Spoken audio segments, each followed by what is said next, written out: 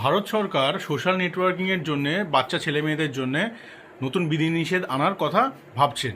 সম্প্রতি কর্ণাটক সরকার তাদের নতুন বাজেটে বলেছে যে 16 বছরের কম বয়সী ছেলেমেয়েরা যাতে সোশ্যাল নেটওয়ার্কিং ব্যবহার না করতে পারে সেই দিকে তারা চিন্তাভাবনা করছে। শুধু তাই নয়, অন্ধ্রপ্রদেশ সরকারও 13 বছরের কম বয়সী ছেলেমেয়েদের জন্য এই সমস্ত নিয়ম আনার পরিকল্পনা করছে। শুধু এখানেই শেষ নয়, ভারত সরকারও নতুন একটা নিয়মে গ্রেডেড রেস্ট্রিকশন আনার কথাও ভাবছে সারা দেশ জুড়ে। কেন এই রেস্ট্রিকশন? আসল কারণ হলো ডিজিটাল অ্যাডিকশন, অর্থাৎ মোবাইলের নেশা। সরকারের মতে ছোটদের এই মোবাইল ব্যবহার করার জন্যে তাদের পড়াশোনার ক্ষতি হচ্ছে এবং তাদের মানসিকভাবেও স্বাস্থ্য বিঘ্নিত করছে। তাই হয়তো ফিউচারে বয়সের প্রমাণ ছাড়া সোশ্যাল মিডিয়া চালানো অসম্ভব হয়ে দাঁড়াবে। এখন প্রশ্ন হলো, সরকার কি সত্যি এটা আটকাতে পারবে, নাকি এতে বাচ্চাদের স্বাধীনতার উপর হস্তক্ষেপ করা হচ্ছে? আপনাদের কি মতামত? এই জিনিসটা যদি ইমপ্লিমেন্টেশন হয় বাচ্চাদের ভালো হবে না খারাপ হবে? 16 বছর এবং 13 বছরের নিচে সোশ্যাল মিডিয়া ব্যবহার করা কি উচিত না অনুচিত?